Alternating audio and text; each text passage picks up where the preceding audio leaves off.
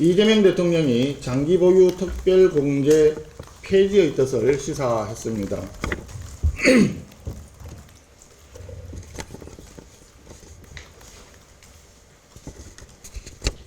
정면을 보고 다시 한번 말씀드리겠습니다. 이재명 대통령이 장기 보유 특별공제 폐지의 뜻을 시사했습니다.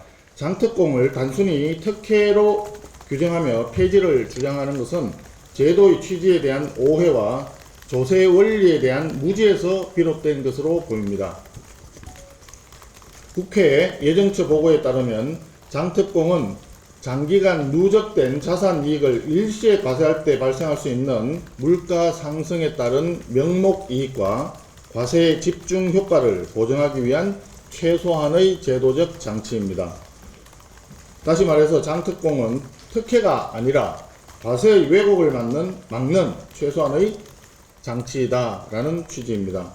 이를 없애겠다는 주장은 시장도 세법도 이해하지 못하는 접근입니다. 장특공을 폐지하면 실질 소득이 아닌 부분까지 과세되어서 과도한 세부담과 원본 침해 문제가 발생할 수 있습니다. 장특공을 없애고 세금을 높이면 매물이 늘고 시장이 안정된다는 주장은 아무런 근거가 없습니다. 오히려 다수의 전문가들은 양도세 강화가 매도를 지연시키는 부동산 동결 효과를 유발해 거래를 위축시키고 가격 상승 압력으로 작용할 수 있다고 걱정하고 있습니다. 정책은 권력으로 우긴다고 해결되는 것이 아니라 검증된 경제 원리에 기반해야 합니다. 부동산 시장은 정교한 기대와 심리가 작동하는 레버리지 시장입니다. 이를 단순한 선동과 단편적 메시지로 접근하는 것은 시장 왜곡만 키울 뿐입니다. 이재명 대통령에게 당부합니다. SNS에 메시지를 쓰기 전에 경제 전문가와 함께 제도에 대해서 면밀한 검토부터 하기를 바랍니다. 대장동 비리 관련입니다. 대장동 비리의 몸통은 하늘이 두 쪽 나도 성남시 수뇌부 이재명 당시 성남시장입니다. 대장동 일당의 1심 판결문에 이름이 400번 이상 나오는 그분 이재명 당시 성남시장이 대장동의 몸통이자 심장입니다. 1심 판결문에 의하면 이재명 당시 성남시장과 정진상 실장 등 성남시 수뇌부 일동은 대장동 일당의 거래를 모두 보고받아서 알고 있었다고 명시하고 있습니다. 이재명 대통령 스스로도 대장동 설계자를 자처한 바가 있습니다. 2021년 9월 27일 대통령 선거 경선 후보였던 이재명 당시 경기도지사는 대장동 사업은 제가 설계한 것입니다 라고 밝힌 바 있습니다. 이렇게 하늘이 알고 땅이 알고 국민이 알고 이재명 대통령 본인마저 인정하는 대장동 비리의 본질인데 이를 조작 기소 운운하면서 손바닥으로 하늘을 가리려는 무도한 세력이 바로 집권 여당 더불어민주당 세력입니다. 대장동 사건은 국민의힘에서 제기한 사안이 아닙니다. 당시 더불어민주당 인사가 폭로했던 사안입니다. 또한 문재인 정부 김오수 검찰에서 이 사건을 처음으로 수사하기 시작했습니다. 세월이 흘러서 윤석열 정부에서 수사 결과가 나왔다고 해서 윤석열 대통령과 국민의힘에 의한 표적성 조작 수사라고 하는 것은 어불성설입니다. 정성호 법무부 장관도 이런 얘기를 했습니다. 대장동 사건은 성공한 수사, 성공한 재판이었다고 얘기했습니다. 정성호 법무부 장관이 성공한 수사라고 했는데 어째서 반년 만에 조작 수사로 이것이 둔갑할 수가 있는 것입니까? 법적인 진실을 가려내는 곳은 국회가 아니라 법원입니다.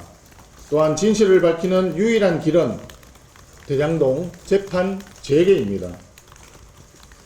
이재명 대통령은 공소시효를 압박해서 오히려 스스로 유죄임을 자백하는 우를 범하지 말고 대장동 재판을 재개해서 조작 증거를 밝혀보시기를 강력히 권유합니다. 마지막으로 선거 관련 말씀드리겠습니다. 전국의 여야 시도지사 후보 라인업이 거의 결정이 되었습니다.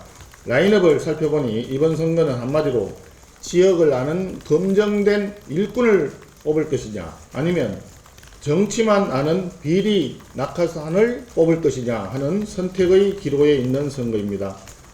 더불어민주당 경선에서 친명과 친청의 명청 대전이 벌어졌습니다. 결국 경기도의 추미애, 충남 박수현, 전북 이원택, 전남 광주 민형배까지 친청 강경파가 파죽지세의 승리를 거둔 것으로 평가됩니다.